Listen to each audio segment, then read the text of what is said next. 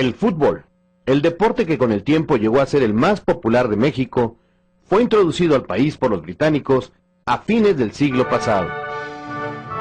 En los primeros años, fue practicado en elegantes clubes por extranjeros y mexicanos adinerados. En 1900, técnicos mineros ingleses fundaron al legendario Pachuca. Un año después, los británicos crearon 2 clubes más en la capital del país. En Orizaba, un grupo de textileros escoceses organizaron también su escuadra. Con estos equipos, además del México Cricket Club, se funda la Liga Amateur de Fútbol y se organiza el primer torneo. El 19 de octubre de 1902, la colonia británica de México se da cita en un campo de Paseo de la Reforma para ser testigos del juego inaugural.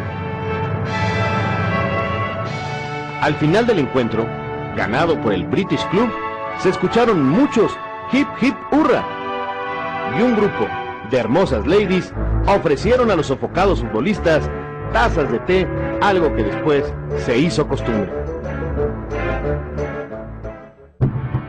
Cada partido era un evento social rodeado de rígidas reglas de cortesía y gentileza. Los jugadores anteponían el espíritu deportivo a cualquier desacuerdo dentro y fuera de la cancha. Los inmigrantes franceses y los alemanes fundaron sus respectivos equipos.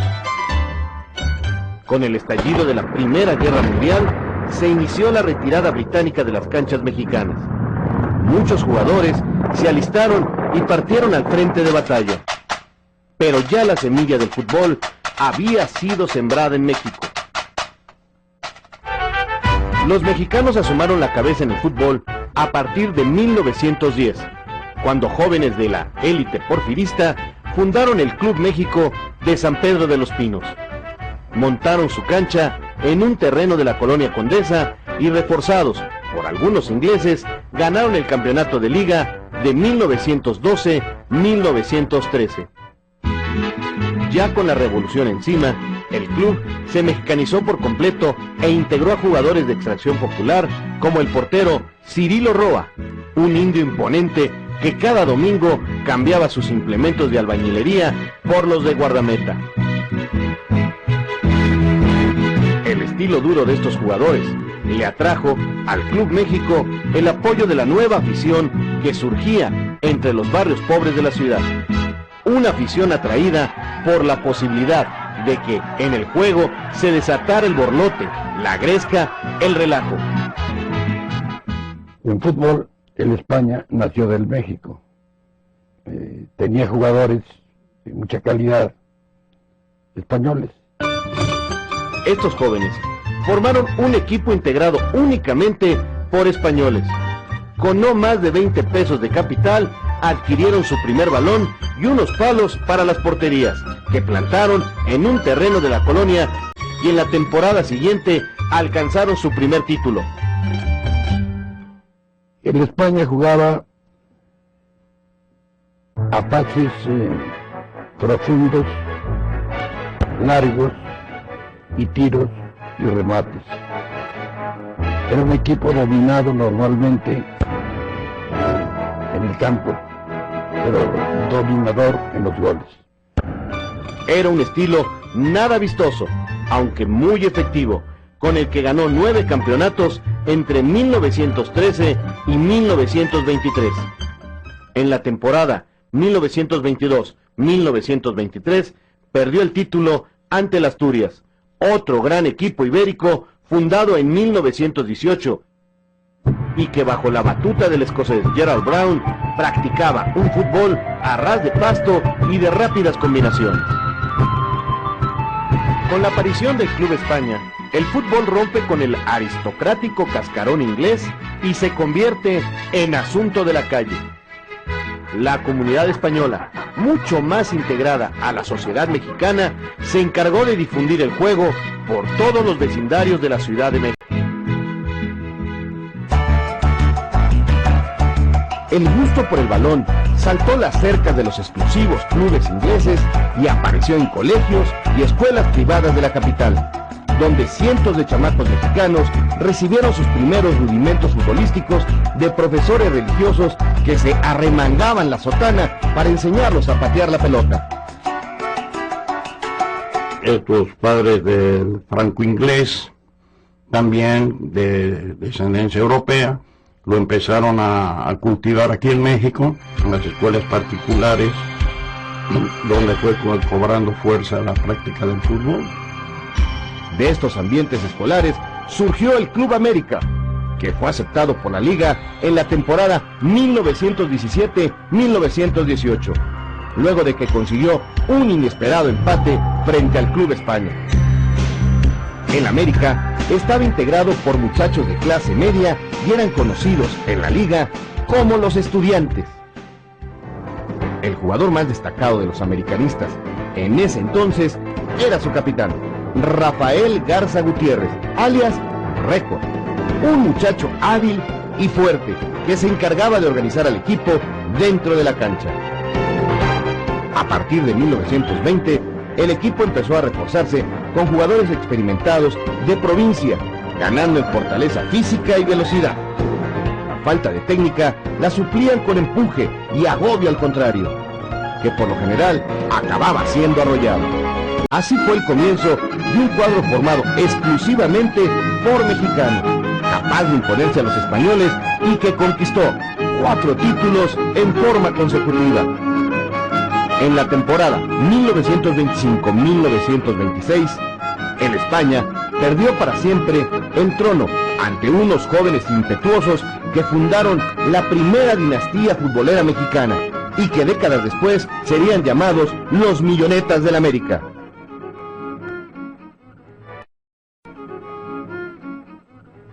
El ingeniero inglés W. H. Fraser, gerente de la compañía de luz y fuerza motriz, estaba convencido de que el deporte ayudaba a redimir a sus obreros y por eso patrocinaba 2 equipos de fútbol que jugaban en los campos de la colonia Condesa. A redimir a sus obreros y por eso patrocinaba 2 equipos de fútbol que jugaban en los campos de la colonia Condesa: el Tranvías y el Luz y Fuerza. De la fusión de ambas escuadras nació, en 1923, un club que tomaría su nombre del río que generaba la electricidad con la que se iluminaba la Ciudad de México, el Necaxa. Bajo la guía del británico Alfred C. Crowley, el Necaxa ganó fama como equipo de gran técnica. Se pensaba que su sistema, de pase corto, rápido y pegado al césped, derivado de la escuela escocesa, podría ser la base para dotar al fútbol mexicano de un estilo propio. Fue el primer equipo que empezó a triangular la pelota, a jugar la pelota, e ir hacia adelante. Con el respaldo económico de la compañía eléctrica, fueron llegando al equipo grandes jugadores mexicanos y extranjeros, atraídos por la posibilidad de tener un empleo seguro como oficinistas o electricistas y poder disfrutar de 1926. Se integra al equipo el portero austriaco Ernesto Pauler, quien años más tarde, ya como su entrenador, condujo al Necaxa a la conquista de varios campeonatos. A partir de 1929, se visten de necaxistas una gran cantidad de jugadores provenientes de Jalisco. El Necaxa era una combinación de fútbol tapatío y fútbol capitalino. Estaba el Pipiolo Estrada, estaba el Abuelo Camarena, el Pichorros Pérez, estaba Marcial Ortiz, Poeta Lozano, también de Guadalajara, el Mosco Hilario, así le llamaban, el Talavera Ávila, también tapatío. El Necaxa armó un equipo que durante los años 30 arrolló a todos sus rivales. Como si fuera epidemia, el fútbol causó mayor impacto entre las clases populares. Para 1916 se veía en las calles de la capital a chamacos descalzos improvisando partidos con cualquier cosa que se pareciera a un balón. Muchos obreros descubrieron el fútbol en las fábricas cuando el dueño español los invitaba a formar equipos para que pusieran en alto el nombre de la empresa. Para 1923 se contaban por docenas los equipos que improvisaban torneos en los llanos de las colonias Narvarte y La Condesa. Fue entonces cuando don Pablo Alexanderson formó la Liga Spalding, encargada de organizar un campeonato con todos los equipos llaneros. Era el fútbol lo que aquellos hombres jugaban y decidieron formar un equipo, el Atlante. Después de sentir el desprecio de los directivos de la federación, se afiliaron a la Liga Spalding y durante más de 10 años asolaron los campos de las polvorientas llanuras de la capital. La presencia futbolística, desatada por el Club España en la capital, pronto se extendió a otras regiones del país con fuerte presencia española. En Orizaba, los hispanos recogieron la estafeta que los textileros escoceses abandonaron a principio de siglo y fundaron la Asociación Deportiva Orizabeña, conocida por el equipo que llevaba sus siglas, ADO. En Veracruz, como usted sabe, el béisbol era el deporte predominante, la cercanía con La Habana, con el puerto. En el Puerto Jarocho, el Veracruz Sporting Club y el Club Iberia mantenían una enconada rivalidad. El Sporting estaba integrado por españoles y mexicanos, jóvenes, fuertes y arrogantes, miembros de la aristocracia porteña. En cambio, en el Iberia alineaban únicamente españoles, pero sin la presencia física y el refinamiento social de sus contrarios. Los jugadores de Iberia, chaparrones y garrudos, ganaron el campeonato de la Liga del Sur en 1917. El Sporting y sus seguidores lo tomaron como una afrenta y a partir de entonces cada uno de sus duelos se veía como una batalla entre la aristocracia jarocha y el coraje y la enjundia de los ibéricos. A Guadalajara, el fútbol llegó de la mano del joven belga Edgar Everard, que se afincó en la ciudad en 1904 como empleado de una casa comercial. Un día de 1906, Everard y sus amigos, en su mayoría franceses, formaron el Club Unión y eligieron para el uniforme los colores de la bandera francesa: azul, blanco y rojo. En 1909, los mexicanos, inconformes con la hegemonía gala, decidieron formar su propio club, integrado solo por mexicanos. Así nació el Guadalajara, que heredó los colores de la Unión. En el invierno de ese mismo año, se celebró en Jalisco el primer torneo oficial en el que participaron 4 equipos. Prevalecían, y entonces el fútbol tuvo un campo más fértil para poder popularizarse. Luego se desató la tormenta revolucionaria y no fue fácil seguir corriendo tras el balón. Varios años tuvieron que transcurrir para que otro gran equipo del fútbol naciera en tierras jaliscienses. En un café de Guadalajara, un grupo de jóvenes de la alta sociedad tapatía añoraba el deporte que había practicado durante sus estudios. Como remedio a su nostalgia, decidieron formar un equipo de fútbol, el Club Atlas. El cuadro rojinegro quedó constituido en el verano de 1916, en la casa de campo que la familia Orendain tenía en San Pedro Tlaquepaque. Afinaron su técnica inglesa en los llanos de la Bajadita. En Guadalajara, los señoritos del Atlas pasearon por el campo a los rojiblancos. El resultado fue un estrepitoso 18-0. Así nació el clásico tapatío. A mediados de 1921, el gobierno de Álvaro Obregón decidió festejar el centenario de la consumación de la independencia de México. El escritor Martín Luis Guzmán, miembro del comité organizador, incluyó en el programa un torneo de fútbol. Por primera vez, los equipos capitalinos de la primera fuerza y los más importantes de provincia se enfrentaron en un campeonato a nivel nacional. ¡Mueran los gachupines! gritaban los espectadores en la tribuna de Sol, encendidos al ver que la final del torneo la disputaban dos equipos hispanos. El Club España, al que el rey Alfonso XIII había concedido el título de Real, se llevaba la copa que festejaba el centenario de la consumación de la independencia de México.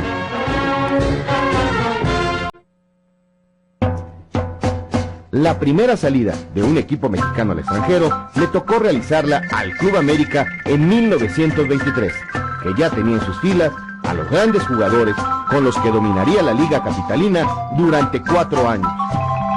Los jóvenes americanistas realizaron una gira a Guatemala, invitados por el embajador de México en ese país, Juan de Dios Bojorquez. Durante el viaje en tren, el jugador Carlos Garcés inventó la famosa porra del Chiquitibún a la Bim Bomba, que retumbó por primera vez en canchas guatemaltecas. 3 años después, los azulcrema viajaron a La Habana, donde para entonces Bojorquez se hallaba de embajador. Esta vez, los mexicanos tuvieron que batallar no solo con el recio fuego de sus rivales, sino también con el intenso calor caribeño. Como premio a su buena actuación, Bojorquez los llevó a gozar de las delicias de la vida habanera. La experiencia internacional del América fue la razón de que la selección nacional que representaría a México en la Olimpiada de Ámsterdam en 1928 tuviera como base a 9 jugadores americanistas. Formaron equipos de otras importantes regiones futboleras. En 1943 se deshizo la selección Jalisco para dar paso a la participación de 2 equipos de gran tradición y que fueron recibidos con júbilo por la afición capitalina: el Guadalajara y el Atlas. Guadalajara se quedó con puros jugadores mexicanos, pues fue más popular, siempre fue más popular que el Atlas. Por otra parte, los equipos capitalinos comenzaron a reforzarse cada vez más con jugadores extranjeros. La Liga Mayor aprovechó su poderío económico y el hecho de no tener vínculos con la FIFA para contratar a una gran cantidad de jugadores argentinos y peruanos sin comprar su carta de traspaso, como lo exige el organismo internacional.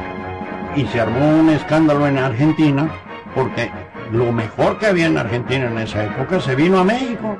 Les ofrecía mejores sueldos que los que tenían en Argentina, no había que pagar transferencias ni pases, y tuvimos aquí en México en una época la selección argentina dispersa en diferentes equipos.